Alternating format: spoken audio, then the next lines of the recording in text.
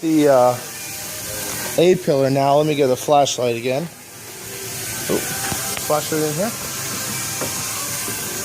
Yep.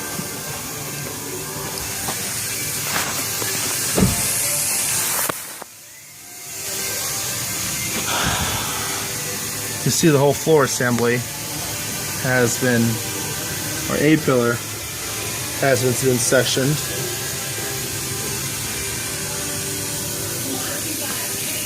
Also, the fender support pillar was also, it looks like R&I'd. Welding across the bottom, MIG welded in place.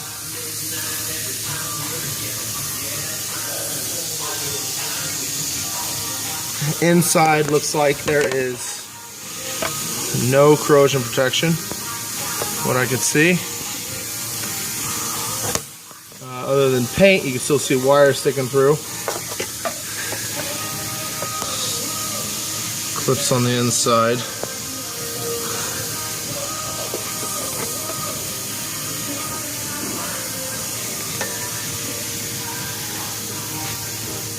Fill it.